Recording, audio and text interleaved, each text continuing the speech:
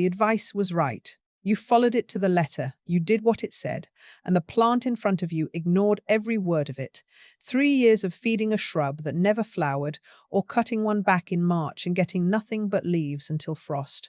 So you went looking for a better video and a better forum and a better app. But the plant was never the problem, and neither were you. The advice you followed was correct for a different plant, and you have been keeping something else's care sheet on your kitchen table.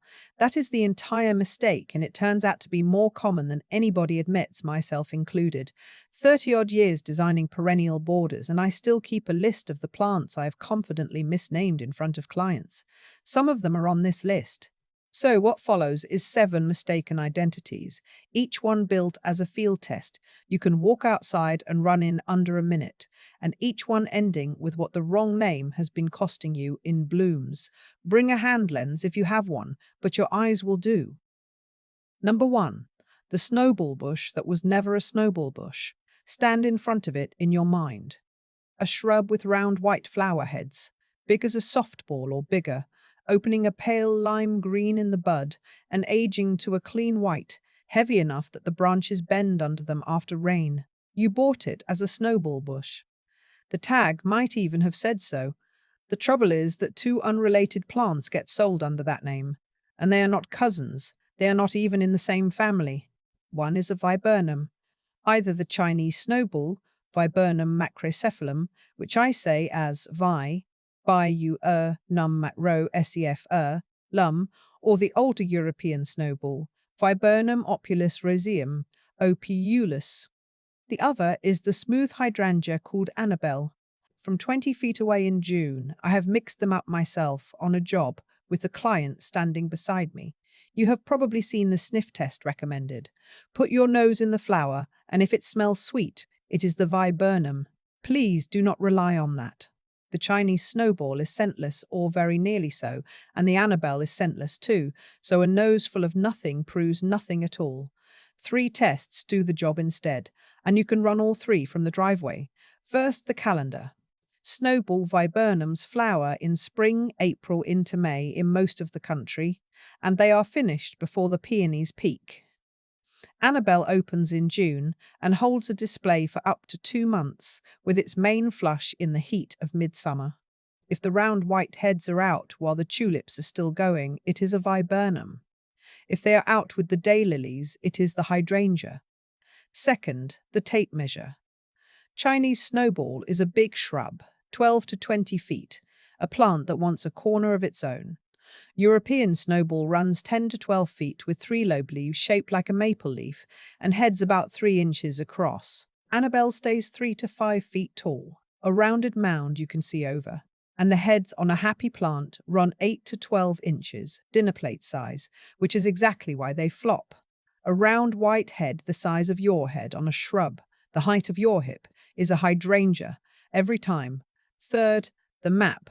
Chinese snowball is only reliably hardy to zone 6. So if you are gardening in zones 3, 4, or 5 and your snowball bush comes through every winter and blooms without complaint, it is almost certainly Annabelle. The viburnum would have died years ago. Now the cost, because this is where the wrong name hurts. Snowball viburnums flower on last year's wood. The buds for next spring form during the summer, so the only safe time to prune is right after bloom, and every cut you make in late winter removes a flower. Annabelle is the exact opposite. It blooms on new wood. On the stems it grows this spring, so you can cut it hard in late winter, even to a foot off the ground, and get a bigger show. Apply either rule to the other plant, and you have lost the year. Prune a viburnum in March like a hydrangea, and you get a green shrub. Leave an Annabelle unpruned like a viburnum, and you get thin stems, small heads, and flowers lying face down in the mulch by July. I did the first one, on my own snowball viburnum, in my 2nd year of doing this for money. A client had asked me to tidy it in March, and I did, neatly, and in May we both stared at a vigorous green shrub with not one flower on it. She was gracious about it. I was not gracious with myself. It taught me to check the calendar before I checked the pruners, and it is the reason the bloom month is always the first question I ask. Number 2, hydrangea versus hydrangea. This one is a mistaken identity inside a single name, and it is the biggest single reason I hear from viewers who say their hydrangea never blooms. Every hydrangea video on Earth is correct. The problem is that there are four different kinds sitting in American gardens, and the advice for one is poison for another. The big leaf hydrangeas, the mopheads with the round blue and pink balls, and the lace caps with the flat plate of tiny fertile flowers ringed by showy sterile ones, set next summer's flower buds on this year's stems in late summer and fall. The oak leaf hydrangea does the same, and you can tell it in a heartbeat by the leaf. Big and lobed, exactly like a red oak leaf, turning wine red in October. Those three want no real pruning at all, and certainly no fall or spring haircut. The panicle hydrangea, the one with the cone-shaped heads in white or lime that age to pink and dusky red, the sun lover that is happy from zone 3 to zone 8, builds its buds on new spring growth. So does the smooth hydrangea, the native Annabelle type from a minute ago, with round white heads in part shade. Those two you can prune in late winter without losing a thing. Take the person who watches a confident pruning video filmed on a panicle, then walks out in November and cuts their mophead back by half. They have just removed every flower bud for the following summer, and the plant will leaf out beautifully in May and stay green all season, and they will feed it and water it and wonder. I have had that phone call more times than I can count, and the saddest version came from a man who had done it 3 Novembers running, each time a little harder, because a forum told him the plant needed to be shocked into blooming. It was a lace cap. It had never been the plant's fault. The soil rule works the same way. Big leaf hydrangea color responds to soil acidity and available aluminum. Acid soil with aluminum leans blue, sweeter soil leans pink. Real chemistry and fun to play with. But panicle and smooth hydrangea color does not respond to soil at all. Their whites and limes and pinks are set by the flower's age and the weather. So the viewer pouring acidifier around a limelight panicle every spring, waiting for it to go blue, is chasing a color the plant cannot make, and meanwhile they may be pushing the soil somewhere the plant does not want to be. The field test takes 2 seconds. Check the flower shape first. A round ball or a flat lace cap means bideleaf. A cone means panicle. A round white ball on a shorter plant in shade means smooth. Then check the leaf. If it is lobed like an oak, it is oak leaf. That is the entire sort. And once you have it, the pruning month and the soil work fall into place on their own. One name sorted, and the pruning calendar comes with it. That is the sort of thing the Flower Gardener's Bible does for the rest of the border. 38 plants, month by hardiness zone, $9 at bloomrelay.co, and the book cover and URL are on the screen now. Number 3, the lily by the mailbox. You know this plant, whether or not you know its name. Trumpet-shaped flowers in orange or yellow or wine, a fountain of strap leaves at the base, blooming through July along every roadside ditch and half the mailboxes in America. Nearly everyone calls it a lily. It is a daylily, Hemerocalis, Hemerocalis, and it is not related to the true lilies at all. Daylilies sit in the family Asphodelaceae as Pho, Del A-Y, CEA alongside aloe and red hot poker. True lilies, the genus Lilium, sit in Liliaceae, Lily AYCE, with the tulips.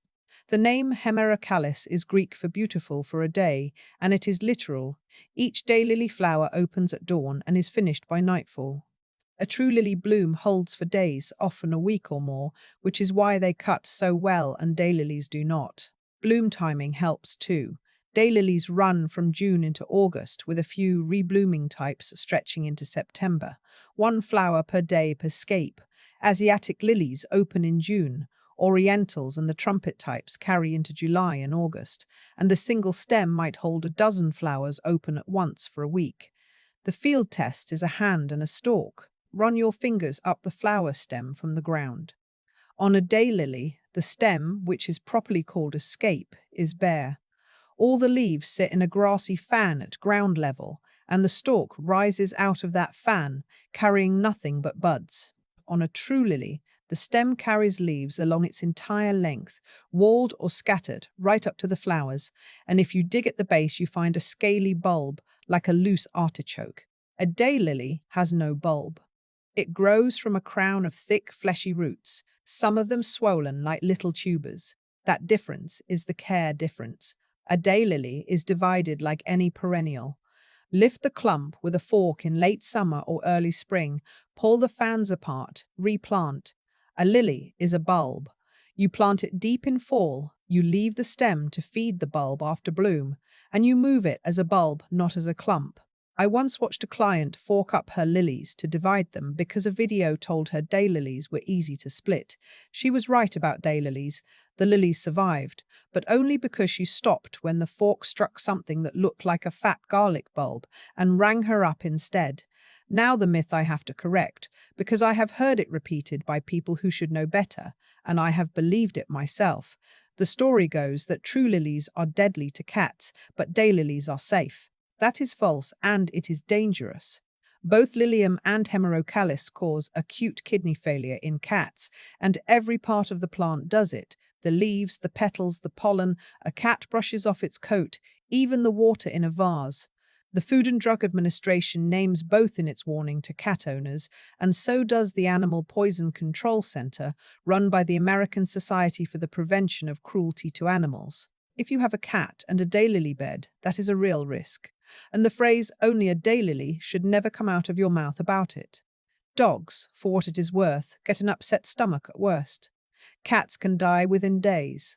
The cost of the wrong name here is smaller in the garden and larger in the house. Outside, you divide a bulb or you bulb plant a clump, and you lose a season either way.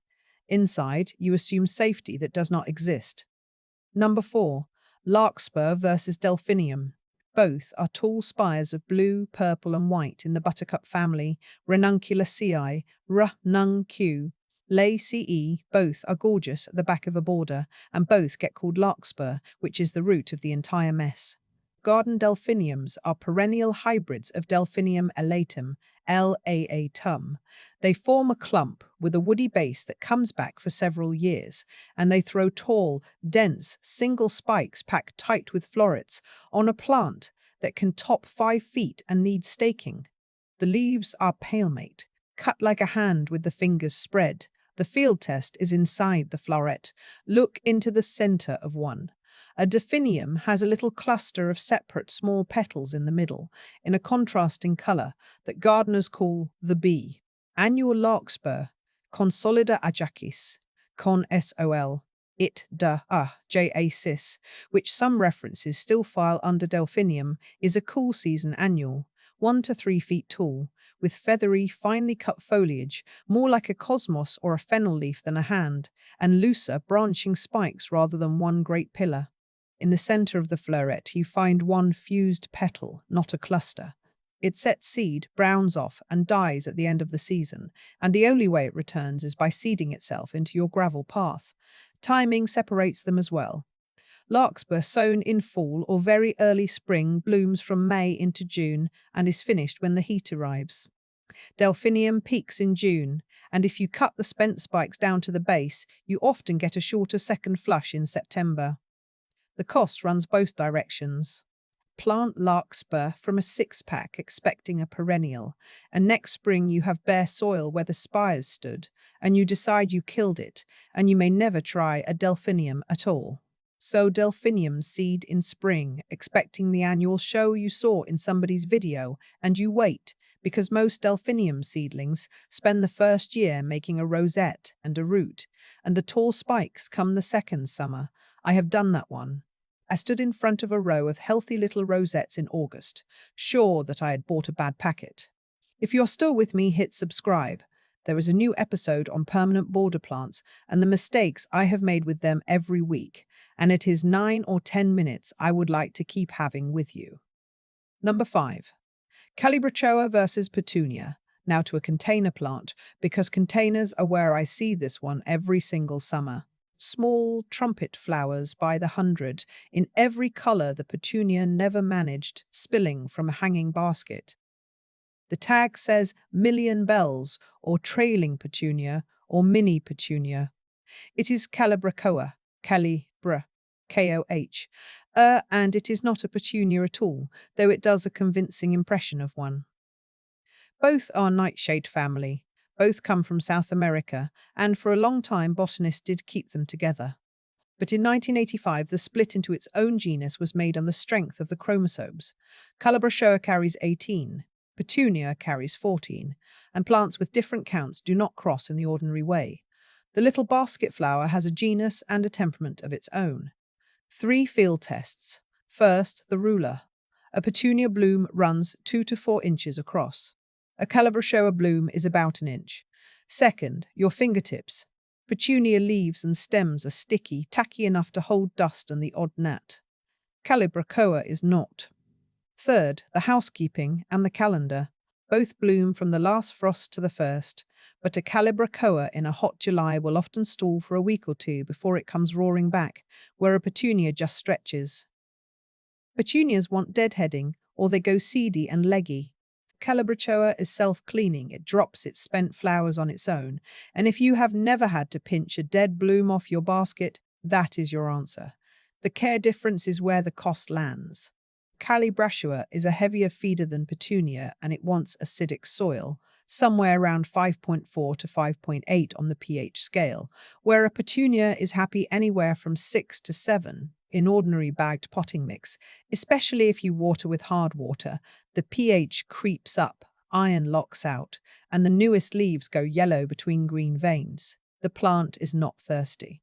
Every year I watch someone water a yellowing Calibrachoa harder and drown it, when what it wanted was an acid-type feed or a dose of chelated iron. Petunia advice says water more. Calibrachoa needs the opposite conversation. And one more thing, the Petunia habit gets wrong.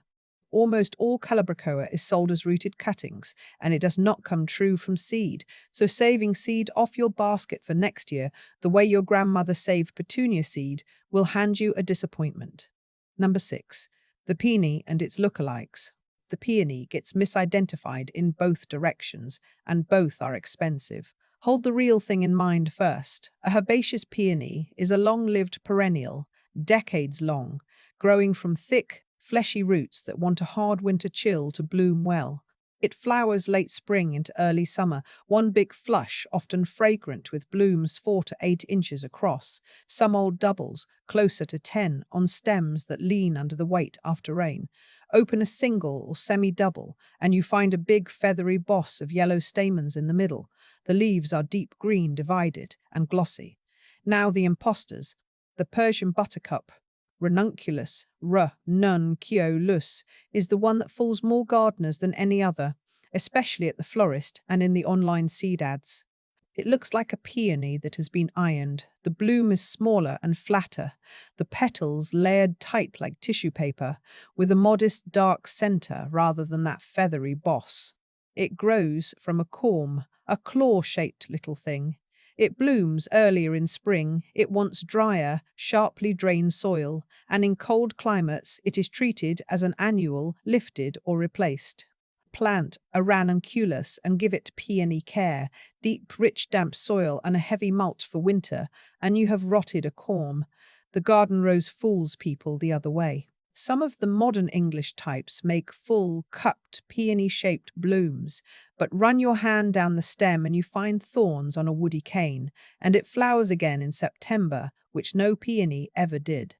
Dahlias make peony-shaped blooms in late summer into fall from frost-tender tubers that must be lifted in cold country, so somebody who thinks their peony is a dahlia digs up a plant that wanted to stay, and somebody who thinks their dahlia is a peony leaves a tuber to freeze.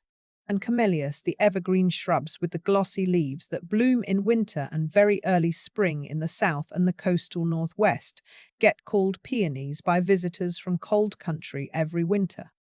The cost is almost always the same. 2 things: winter chill and moisture.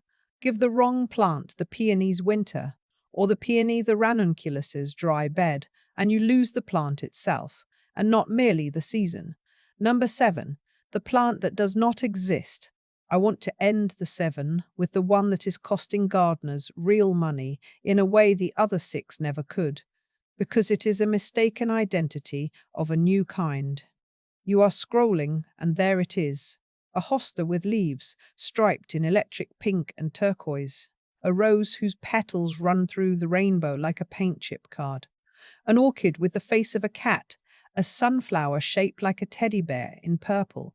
Seeds for sale, $12 for 100, ships tomorrow. Reporting from 2024 through 2026 documented these listings on eBay, Amazon, Etsy, and all over social video, and the images are generated or recolored by artificial intelligence. Real hostas and calatheas with their colors turned up to impossible. Flowers that no breeder has ever produced. One eBay seller moved rainbow rose seeds 37,271 times before the platform banned them. A nursery manager in Frederick, Maryland, went on the local news to warn his own customers that the plants in the pictures do not exist, and neither do their seeds. The tells are easy after you have been burned once. Impossible colors, a true blue rose or a rainbow, anything. Growth claims like blooming in 3 days. Water flowing visibly through the leaves in the video. And the biggest tell of all, the copy says nothing about a real cultivar name. A legitimate seller of an unusual plant will give you a genus, a species, and a variety name in quotation marks, because that is how the plant is registered. The scam listing gives you an adjective and a dream. The field test here is a database, not a bed. I nearly fell for one myself, a hosta in what looked like blue and rose stripes, because I wanted it to be real, and I have been looking at hostas since the 80s. Before you buy any plant you have never seen in a real garden, check the name against a university extension database, or the Royal Horticultural Society plant finder, or the catalogue of a real specialty nursery that has been selling that kind of plant for years. If it is not in any of them, it is not real, and the packet that arrives will grow weeds, or grass, or nothing. So how do you avoid all 7 at once, standing in your own garden without a degree in botany? The routine that works for me takes about 60 seconds, and it goes in a fixed order. Flower form first. Is it a ball, a cone, a spire, a trumpet, a flat plate? Leaf shape, and where the leaves sit second. Lobed, or entire, feathery, or palmate. And are they all at the base or all along the stem? Bloom month third, and be honest about it. April is not June. Mature size fourth, the tape measure, because a shrub does not lie about how tall it has become. And fifth, what the plant grows from. Dig a finger in at the base. Bulb, corm, tuber, fleshy root, or woody crown. Those 5 answers eliminate almost every lookalike on this list. Last spring, a neighbour asked me about a struggling peony that turned out, on the 5th question, to be a ranunculus corm she had been mulching like a peony for 2 winters. It took less than a minute, and it was the digging finger that settled it. Then, confirm. There are 2 free apps built by scientists rather than advertisers, PlantNet, which spells itself with an @ sign in the middle, and iNaturalist. Photograph the flower, the leaf, and the plant, entire as 3 separate pictures, because the apps do far better with 3 clean views than with 1 blurry one. And be honest with yourself about what they are. Published tests put species-level accuracy for the good ones somewhere in the range of 60 to 80%, depending on the study and the region, and above 90 to genus. That is good enough to confirm a name you have already worked out with your eyes, and nowhere near good enough to replace looking.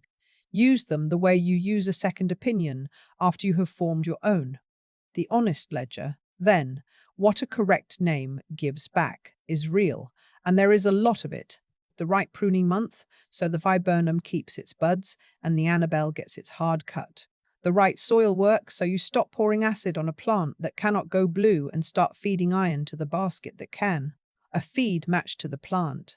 And honest expectations for how long the plant will last, so you quit mourning an annual and wait patiently on a perennial instead. One right name saves years of wrong care, and what a correct name cannot do is just as important to say out loud. It cannot make a hydrangea blue. Nothing will turn larkspur into a perennial. And no name on any tag makes a daylily safe for a cat. Some of the promises you were sold were promises for a plant you do not own, and some were promises no plant could keep. The name on the tag is not a label, it is the instruction sheet. Go out this evening, while the light is still low enough to see leaf shape, and run the 60 seconds on the plant that has been disappointing you longest. If it turns out you have had the wrong name all along, tell me in the comments which one it was, because I keep a list and I would like to add yours to mine. See you next week.